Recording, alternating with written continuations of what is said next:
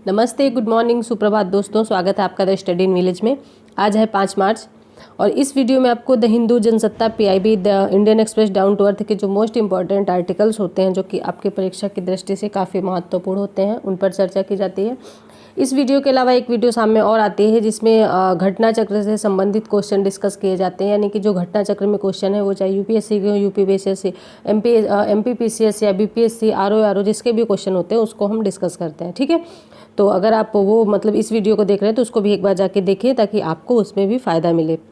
और चलिए तो वीडियो स्टार्ट करते हैं। पहले हम देख लेते हैं कि आज हमको डिस्कस क्या क्या करना है। तो देखिए, बेलारूस में नोबेल शांति पुरस्कार विजेता को 10 साल की जेल हो गई। इस टॉपिक को हम डिस्कस करेंगे। और फिर उसके बाद है आपका ये दूसरा टॉपिक है जिसमें बताया गया कि उज्बेकिस्तान में कप सिरप से बच्चे की मौत और 3 गिरफ्तार। इसमें जो कप सिरप बनी थी ये भारत से ही बनी हुई थी। दूसरा ये है। उसके बाद तीसरा है, देखिए तीसरा है कि अमेरिका में H2 वीज़ा के लिए आवेदन का कोटा पूरा होगा। ये आर्टिकल हमको डिस्कस करना है। फिर मानवाधिकार उल्लंघन है बाल विवाह, इसको हमको डिस्कस करना है बहुत ही डिटेल में। उसके बाद मानसिक समस्याओं से जूझ रहा हर तीसरा व्यक्ति अवसाद और एंजाइटी का शिकार, ये हमको डिस्कस करना है। फिर लास्ट टॉपिक ये है, माँ के व्यवहार में थोड़ा भी अंतर बच्चे पर डाल सकता है प्रभाव। ठीक है, ये सारे शोध किए गए हैं तो इनको हम बहुत अच्छे से बहुत डिटेल में डिस्कस करेंगे ताकि आपको मतलब हर इन चीज़ों के बारे में बेहतर नॉलेज रहे और कहीं आपको कुछ डिसीजन लेना हो तो आप अच्छे से ले सकें। तो चलिए शुरुआत से डिस्कस करते हैं, शुरू से। ये आर्टिकल हमने कल भी डिस्कस किया है कि बेलारूस में क्या हुआ है कि बेलारूस में एक व्यक्ति हैं जो कि 2022 के नोबेल शांति पुरस्कार विजेता भी हैं। ठीक है, तो बेलारूस के एक अदालत ने शुक्रवार को उनको नोबेल पुरस्कार जिनको मिला है, इनका नाम है अलेस बेलियात्स्की। ठीक है, अलेस बेलियात्स्की को 10 साल की जेल दे दी है और इनको 2022 का नोबेल शांति पुरस्कार किस क्षेत्र में मिला है? शांति के क्षेत्र में मिला है, तो इनको पुरस्कार दिया गया है। तो ये क्वेश्चन, क्योंकि नोबेल प्राइज से क्वेश्चन बनते हैं और इनको 10 साल की जेल भी हो गई, तो नाम इनका याद रखिएगा। और ये कब मिला था इनको पुरस्कार? 2022 में। किस क्षेत्र में मिला था? तो शांति के क्षेत्र में मिला था। ये चीज़ आप याद रखिएगा। ठीक है, और आप एक क्वेश्चन बताइए कि नोबेल शांति पुरस्कार मतलब कि जो नोबेल पुरस्कार होते हैं वो किन किन क्षेत्रों में दिए जाते हैं, यानी कि किन किन क्षेत्रों में दिए जाते हैं और वो कौन से देशों के द्वारा दिए जाते हैं, ये क्वेश्चन आप बताइएगा। ठीक है, तो चलिए ये आपको क्लियर हो गया होगा। चलते हैं आगे। ये शांति के क्षेत्र में और 2022 में दिया गया था। ठीक है, चलिए आगे बढ़ते हैं। यहाँ पे देखिए उज्बेकिस्तान में क्या है कि कप सिरप से बच्चे की मौत के मामले आए हैं सामने, 3 गिरफ्तार हो गए हैं। तो देखिए कहाँ है कि उज्बेकिस्तान में भारत निर्मित कप सिरप पीने से 22 दिसंबर 2022 में कथित तौर पर 18 बच्चों की मौत हो गई थी और पुलिस बड़ी कार्रवाई की है जिसमें गिरफ्तार भी कर लिया गया है। तो इसमें देखिए, इसमें यहाँ पे लिखा हुआ है कि 36 नमूने भेजे गए थे और जिसमें से कि मतलब उसको जांच कर सके। कोई भी चीज़ें जब बनाई जाती है तो उसको पहले जांच की जाती है, तब किसी पे इस्तेमाल किया जाता है। जिसमें से 36 में से 22 फेल हो गए थे और उन्हीं को बच्चों ने उसका मतलब सेवन कर लिया, तो वो उनकी मृत्यु हो गई। तो यहाँ पे यही चीज़ बताया जाता है। कंपनी कौन सी है? तो कंपनी का नाम याद रखिएगा। देखिए कंपनी है मैरियन बायोटेक प्राइवेट लिमिटेड। ठीक है, मैरियन बायोटेक प्राइवेट लिमिटेड, इस कंपनी के द्वारा कप सिरप बनाई गई थी जिसमें से 36 में से 22 नमूने फेल हो गए थे और उसको पीने से बच्चों की मौत हो गई, 18 बच्चों की। तो इनको कई सारे लोगों को, 5 लोगों को इसके मतलब गिरफ्त में ले लिए गए, लेकिन जो इसके हेड है और वो जो दंपति है वो फरार है, अभी उसको गिरफ्तार नहीं किया गया। देखिए कोई भी चीज़ जब बनती है तो इसीलिए पहले उसका मतलब कोई भी चीज़ जब उसका पहले शोध किया जाता है, कोई भी चीज़ जब बनाई जाती है तो कभी जानवरों पर, कभी चूहों पर ऐसे किया जाता है ताकि वो इंसानों पर निगेटिव प्रभाव न डाले, अगर वो सक्सेस हुई है कि नहीं। और ये अपने फ़ायदे के लिए आप ये सारी चीज़ें कर रहे हैं कि आपको फ़ायदा होगा, लेकिन उसमें कितने सारे बच्चे मतलब चले गए, कितने सारे बच्चों की मौत हो गई। तो काफ़ी ज़्यादा मतलब इंसानियत मुझे लगता है दुनिया से धीरे धीरे ख़त्म होती जा रही है। ये हम जैसे लोगों के ही द्वारा होती है कि हम अपना सिर्फ देखते हैं, अपने बारे में ही सोचते हैं, अपना बेनिफिट देखते हैं, दूसरे के बारे में एक भी बार नहीं सोचते। आपको जब कोई मतलब उस जगह पर खड़े होकर देखिए जहाँ पे वो व्यक्ति खड़ा है वर्तमान में, जिसको मतलब इतनी प्रॉब्लम का सामना करना पड़ रहा है, उस जगह पर आप खड़े होकर देखिए, तब आपको समझ में आएगा कि हाँ आप कितना मतलब कितना एक निंदनीय कार्य कर रहे हैं कि मतलब आपकी निंदा हर टाइप में हर साइड से होने लगती है।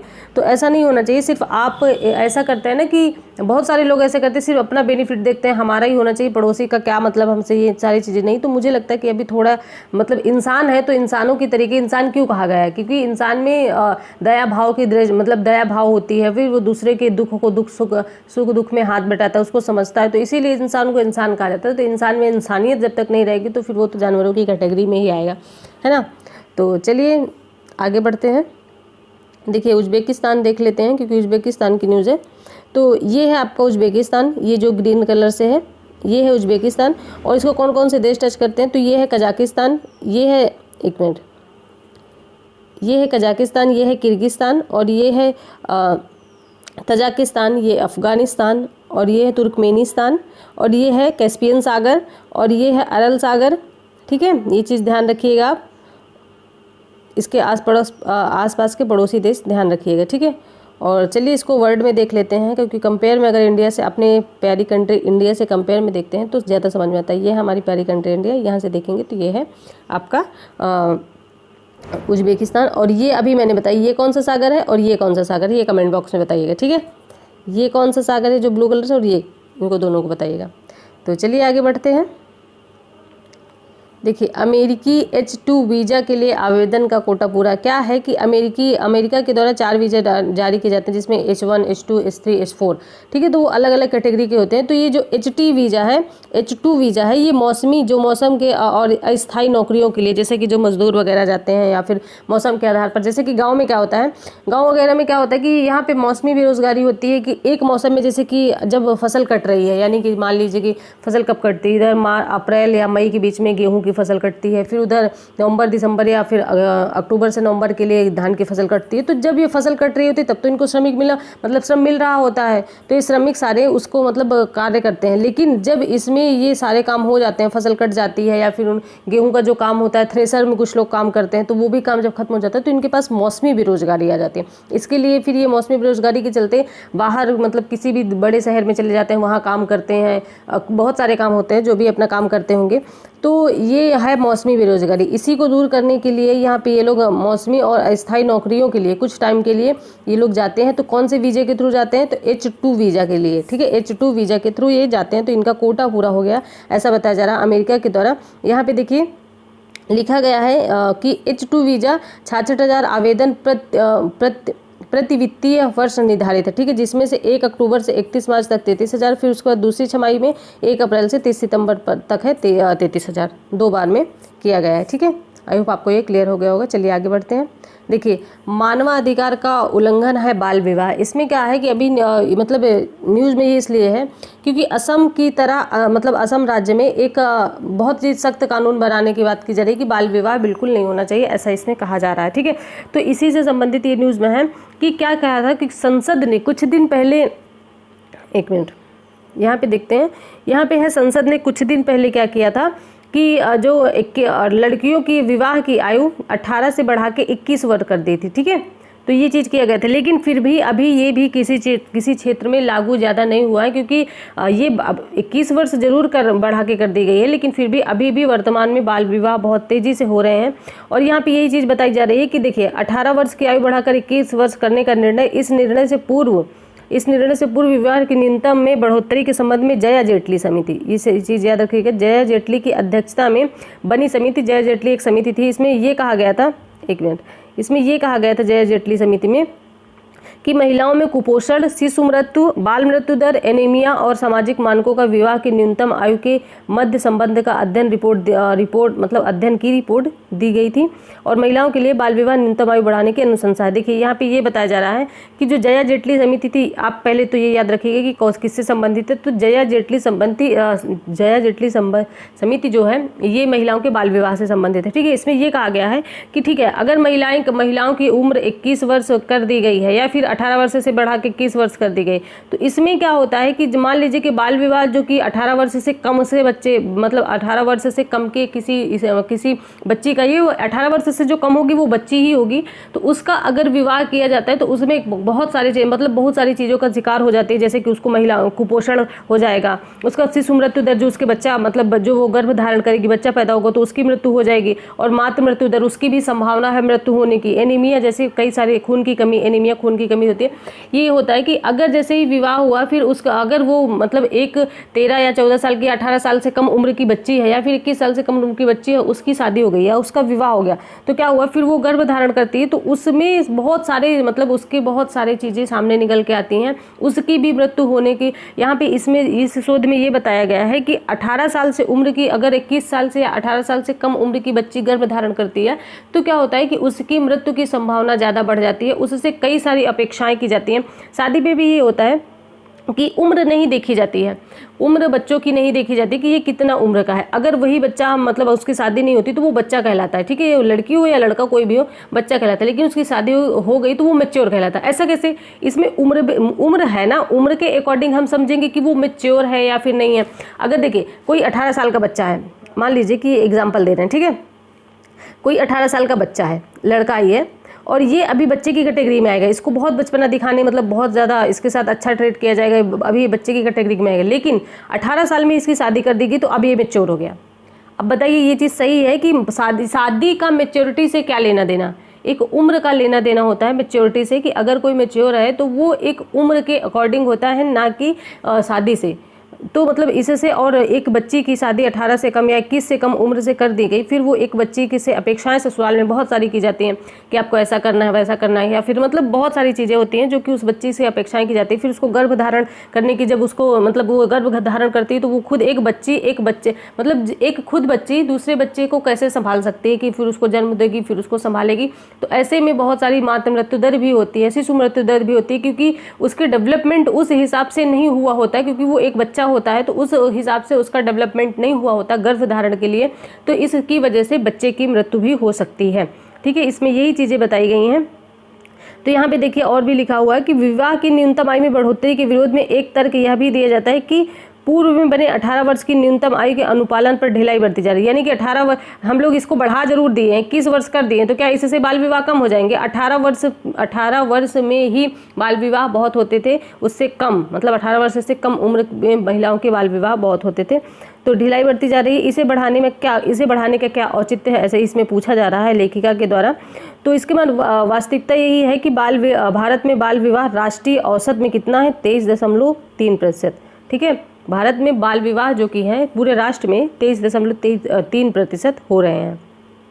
तो यहाँ पे ये बताया जा रहा है। फिर उसके बाद देखिए यहाँ पे है कि child marriage and mental health of girls from Uttar Pradesh और बिहार बताता है कि विवाहित किशोरियों व अविवाहित किशोरियों की तुलना में अवसादग्रस्त अधिक पाई जाती है, यानी कि उनको टेंशन हर चीज़ की अधिक होती है। इतना ही नहीं, विवाहित किशोरियों को अपनी हम उम्र मतलब जो उसके विवाहित किशोरी है, मान लीजिए 18 साल की है, उसका विवाह हो गया, और एक दूसरी 18 साल की है, उसका विवाह नहीं हुआ, तो इसमें वो क्या होगा कि इसके अंदर इसको प्रताड़ित ज़्यादा किया जाएगा, भावनात्मक और शारीरिक और मानसिक टॉर्चर इस विवाहित महिला को ज़्यादा झेलने को मिलेंगे।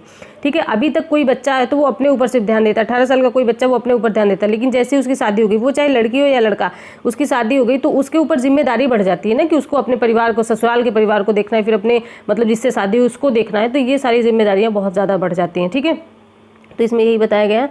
उसके बाद देखिए यहाँ पे ये है यूनिसेफ की रिपोर्ट का, मतलब यूनिसेफ जो बच्चों की देखरेख करता है, तो एक मिनट, यूनिसेफ के मुताबिक बाल बंधुओं को अपने पति मतलब जो बहुएं हैं या फिर जो बाल मतलब महिलाएं हैं, उनको अपने पति एवं उसके परिवार के सदस्यों को सदस्यों के हाथों शारीरिक रूप से अन्य प्रकार की हिंसा भी झेलनी पड़ती है, हिंसा का सामना भी करना पड़ता है।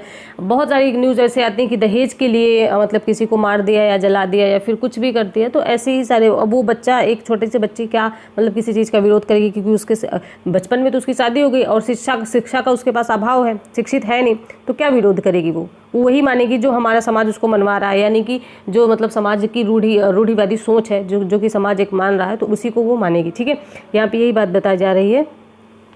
तो यहाँ पे है कुपोषण, अलगाव और अवसाद से ग्रस्त हैं 18 साल की उम्र के जो शादी के बाद लड़कियां हैं, उनकी तुलना में उनके पास ज़्यादा मृत्यु दर है, जो कि जिनकी शादी हो चुकी है मृत्यु दर की ज़्यादा संभावना है, ऐसा बताया जा रहा है। बाल विवाह परिवार और समाज के दीर्घकालिक प्रभाव है, यानी कि दबाव डाल के उनको करवाया जाता है बाल विवाह, मतलब इमोशनली अत्याचार भी बोल सकते हैं। तो उनके दबाव डाल के उन बच्चों को विवाह करवाया जाता है। जिन समुदायों में बाल विवाह होते हैं वहाँ निम्न शैक्षिक, ये देखिए अभी मैंने बताया ना कि शिक्षा का अभाव होता है, तो जिनमें बाल विवाह होता है वहाँ निम्न शैक्षिक स्तर का उच्च भुगतान, मतलब कि वहाँ पे लोग, उस ग्रुप के लोग, उस समुदाय के लोग शिक्षित नहीं होते हैं, यहाँ पे यही बताया जा रहा है, जिसके चलते आर्थिक विकास दर की गति धीमी हो जाती है। बट देखिए आर्थिक विकास दर की गति धीमी क्यों होती है? जैसे ही कोई बच्चा पैदा होता है या लड़का हुआ तो उसको ये सोचते हैं कि मतलब मान लीजिए कि एक लड़का पैदा हुआ तो इसमें ये सोचते हैं कि इसको पढ़ाई से अच्छा हम 10 साल का हुआ चलिए इसको किसी काम पे लगा देते हैं तो हमारे में आर्थिक वृद्धि दर होगी। ठीक है, मान लीजिए देखिए मैं समझाती हूँ आपको, एक व्यक्ति है ए और एक व्यक्ति है बी, दो व्यक्ति हैं। ठीक है, इसके एक लड़का पैदा हुआ और इसको भी एक लड़का हुआ। ठीक है, अब ये क्या करेगा, ये सोचेगा कि चलो मैं अपने बच्चे को 10 साल का हो गया इसको मैं काम पे लगा देता हूँ तो हमारी आर्थिक दर बढ़ेगी और हम बी की तुलना में अधिक मतलब कि धनवान हो जाएंगे। और बी क्या करता है, वो सोचता है कि मैं चाहे जितना मेहनत कर लूँ मैं अपने बच्चे को शिक्षित करूँगा, तो वो उसको पढ़ाने लगता है। अब ये इसको पढ़ाने लगता है, ये कमाने लगता है, तो ठीक है इसकी कुछ टाइम पे आर्थिक दर धीरे थोड़ा बढ़ जाती है। लेकिन फिर क्या होता है कि जैसे ये कम से कम 10, 12, 13, 14 साल पढ़ता है उसके बाद बी का बच्चा, फिर ये क्या होता है, ये जो बच्चा ये डायरेक्ट ही अपने घर में 50,000 या फिर उससे मतलब जितना भी है बहुत सारी इनकम इसकी ए के बच्चे की तुलना में बी के बच्चे की इनकम बहुत ज़्यादा होती है और ये इसके बराबर बहुत जल्दी ही पूरा कर लेगा। ठीक है, तो क्योंकि ये अशिक्षित है तो इसको कौन मतलब कोई अशिक्षा के माध्यम से अगर हमको किसी चीज़ का नॉलेज नहीं होगा तो फिर हम वही मजदूरी वगैरह यही सारे कार्य कर सकते हैं। और ये एक शिक्षित व्यक्ति है तो ये इसके बराबर मतलब इससे ज़्यादा ही कमा सकता है, लेकिन कुछ दिन बाद। कहते हैं ना कि सब्र का फल मीठा होता है, तो इसने बी ने सब्र किया था। ठीक है, अब आपको समझ में आया? तो इसमें यही चीज़ें बात की जा रही है कि हमें स्वीकारना यही होगा कि बाल विवाह मानव अधिकारों का व्यापक उल्लंघन है। और तथा देखिए मानव अधिकार मतलब मानव होने के नाते हमको कुछ अधिकार दिए जाते हैं तो इसको सबके साथ बराबर मतलब सबके साथ बराबर करना चाहिए। हम ये क्यों किसी के साथ भेदभाव करते हैं? तो बच्चियों के साथ या फिर उन बच्चों के साथ क्यों आप भेदभाव करते हैं उनका बचपन में ही विवाह करवा के? तो यही सारी चीज़ें मानवाधिकार का उल्लंघन है। और ये बीते दिनों में असम में बाल विवाह के विरुद्ध कठोर यकीनन या भविष्य में बाल विवाह पर लगाम लगाने की बात की जा रही है या लगाई जाएगी, ऐसे में ये फिर न्यूज़ में था। ठीक है, तो आई होप आपको ये चीज़ें क्लियर हो गई होंगी, लेकिन फिर भी अगर आपको डाउट हो तो कमेंट बॉक्स में ज़रूर बताइएगा, आपके टॉपिक क्लियर हो जाएंगे। देखिए आप इस चीज़ की टेंशन मत लीजिए, अगर आपको कोई टॉपिक नहीं क्लियर है तो आप कमेंट बॉक्स में ज़रूर बताइए, उस टॉपिक को मैं फिर से रिकॉर्ड करके आपको फिर से समझाने की कोशिश करूँगी, क्योंकि मेरा उद्देश्य बस यही है कि आप इस टॉपिक को मतलब जो भी टॉपिक पर समझाती हूँ उसको समझें। बस हम लोग युवा ही है जो हमको समाज में चेंज लाएगा। तो हम लोग सोचते हैं हाँ मतलब चलिए मतलब एक मुहिम स्टार्ट करते हैं कि हम लोग समाज में चेंज लाएंगे। ठीक है, तो आपको कोई भी डाउट हो तो आप कमेंट बॉक्स में ज़रूर बताइए, उसको आराम से उसको डिस्कशन किया जाएगा, उसको फिर से मैं रिकॉर्ड करके फिर से आपको समझाने की कोशिश पूरी करूँगी। और एक चीज़ और है कि कोई सजेशन दे रहा हूँ तो प्लीज़ कमेंट बॉक्स में बताइएगा, फीडबैक दीजिएगा, लाइक डिसलाइक करके बता सकते हैं कि आपको वीडियो पसंद आ रही है कि नहीं, क्योंकि बहुत ज़रूरी होता है। फिर अगर मुझे नहीं पता होता ना, फिर मुझे नहीं पता चलता है कि आप लोग को वीडियो पसंद भी आ रही है या नहीं। तो अगर आपको पसंद आ रही है तो लाइक कर दीजिए, नहीं पसंद आ रही है तो डिसलाइक कर दीजिए, कोई बात नहीं, लेकिन बताइए ज़रूर कि इसमें क्या कमी है, आपको इसमें और क्या ऐड करवाना है। ठीक है, तो चलिए आगे बढ़ते हैं। यहाँ पे देखिए मानसिक समस्याओं से जूझ रहा हर तीसरा व्यक्ति अवसाद और एंजाइटी का शिकार। यहाँ पे ये कोई बताने की बात नहीं है। जो भी बच्चे प्रिपरेशन की तैयारी के मतलब किसी चीज़ की प्रिपरेशन कर रहे हैं, जो भी बच्चे हैं, तो उनको भी मतलब कभी कभी होता है कि वो एक मतलब टेंशन में किसी दूसरे टेंशन में आ जाते हैं। और हर व्यक्ति को, हर तीसरे व्यक्ति को यहाँ पे टेंशन है किसी न किसी प्रकार की। कोई व्यक्ति के चाहे कितना भी अमीर हो या फिर कुछ उसके पास कितनी भी सारी सुविधाएं हो, अगर पैसा ही सब कुछ होता ना तो जो बड़े बड़े लोग हैं जिनके पास बहुत ज़्यादा पैसा, वो ऐसे मतलब कि आत्महत्या या फिर मतलब सुसाइड नहीं कर रहे होते। तो पैसा ही यहाँ महत्व नहीं रखता, बहुत सारी आपकी खुशियाँ भी महत्व रखती है कि आप कितना अपने लाइफ में खुश हैं। तो बहुत सारे यहाँ तो ज़्यादातर लोग ही नौकरी मतलब जो मिडिल क्लास फैमिली होती है, मिडिल क्लास में यही है कि एक जॉब के लिए ही बहुत लोग परेशान रहते हैं कि एक गवर्नमेंट जॉब मिल जाए। तो इसके बारे में, इस आर्टिकल्स के बारे में चलिए डिस्कस कर लेते हैं। तो इसमें एक मतलब कि देखिए अवसाद और एंजाइटी का शिकार होते हैं, आत्महत्या करने के विचार उनके मन में हावी रहता है। यानी कि जो लोग अवसाद और एंजाइटी का यानी कि जो टेंशन में रहते हैं, तो आत्महत्या, हर चीज़ का सोल्यूशन वो आत्महत्या सोचते हैं कि चलो मतलब क्या होता है कि जैसे कि इधर से कोई गाड़ी आ रही और इधर से कोई गाड़ी आ रही, आप यहाँ से रास्ता क्रॉस कर रहे हैं और आप इस गाड़ी को नज़रअंदाज करेंगे और सोचेंगे कि ये टक्कर नहीं मारेगी, तो क्या होगा? आप यहाँ से जा रहे हैं और इधर से ये गाड़ी आ रही है, आप इसको नज़रअंदाज कर देंगे, हम देखेंगे नहीं तो हमको कैसे पता चलेगा कि ये गाड़ी इधर से आ रही, तो ये जाके आपको टक्कर मार देगी और आप वहीं पे गिर जाएंगे। ठीक है, तो ऐसे ही होता है आत्महत्या जैसे कदम उठाना, कि आप ये सोच रहे हैं कि आत्महत्या से प्रॉब्लम का सोल्यूशन निकल आएगा, आप तो इस दुनिया से चले जाएंगे। ठीक है, मतलब ये सॉरी आपके लिए नहीं बोल रही हूँ, मैं अपने ऊपर अप्लाई कर रही हूँ कि अगर मैं आत्महत्या कर रही हूँ तो मैं तो इस दुनिया से चली जाऊँगी। ठीक है, लेकिन क्या होगा सोचिए एक बार कि आपकी जो फैमिली है, उसके ऊपर क्या इफेक्ट पड़ेगा, उसको लोग क्या बोलेंगे, या फिर उसके ऊपर क्या इफेक्ट पड़ेगा कि वो आपसे भावनात्मक रूप से जुड़ी थी, आपसे बहुत सारी उम्मीदें थी उसको, मतलब पूरी फैमिली को बहुत सारी उम्मीदें हैं हमसे।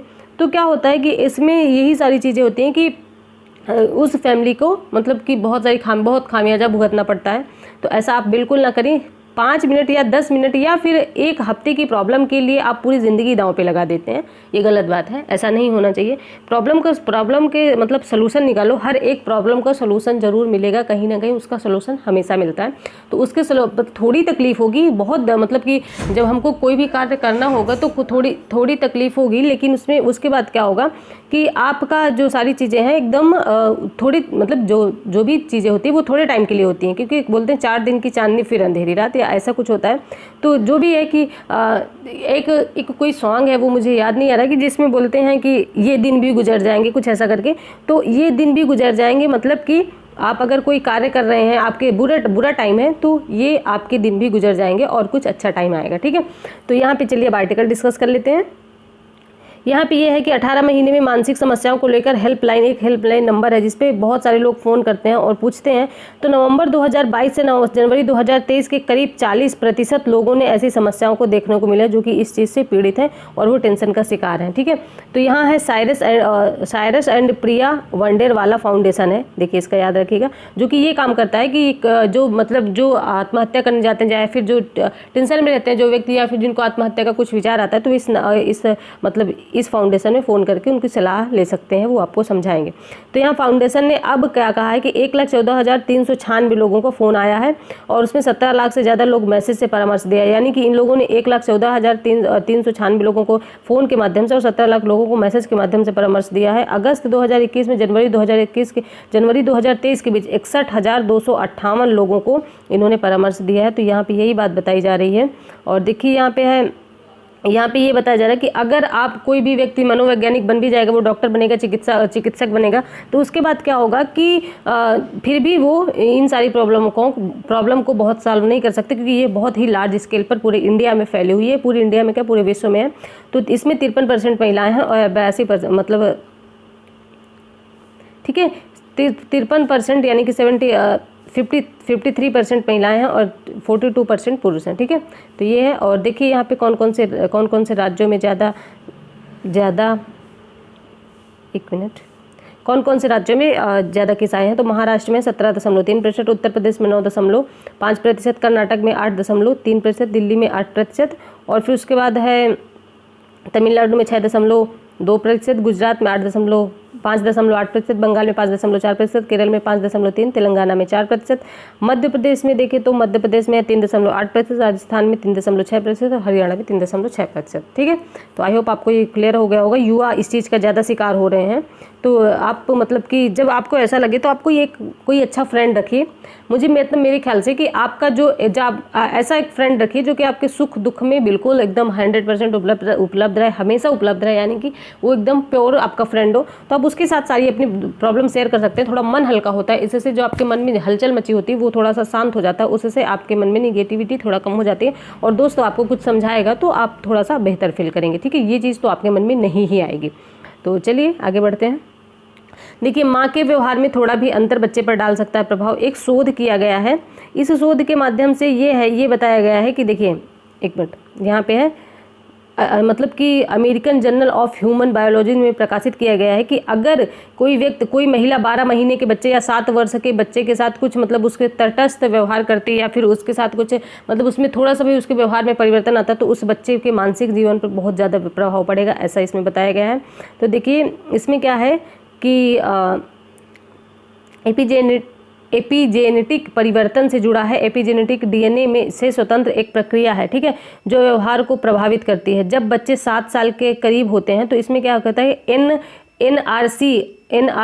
NR3C नामक एक जीन, ये चीज़ याद रखिएगा, NR3C नामक एक जीन उत्पन्न होता है जो कि मीथेन और कार्बन अणुओं पर अधिक प्रभाव देखा जाता है। तो इसमें यही बताया गया कि तनावग्रस्त हो जाता है अगर व्यक्ति के साथ ये हार्मोन्स मतलब मीथेन और कार्बन के साथ अणुओं के साथ वो हार्मोन्स निकला NR3C, तो उसका जो व्यवहार है वो तनावग्रस्त हो जाएगा। तो इसमें यही बात बताई गई है कि शोधकर्ताओं ने सबसे पहले 12 महीने के बच्चे और उसकी मां पर यह व्यवहार का अध्ययन किया। तो शोधकर्ताओं को आशा के अनुरूप परिणाम मिले। सामाजिक संपर्क में एक छोटा सा अंतर भी एपिजेनेटिक परिवर्तन से जुड़ा हो सकता है। समझ में आया? देखिए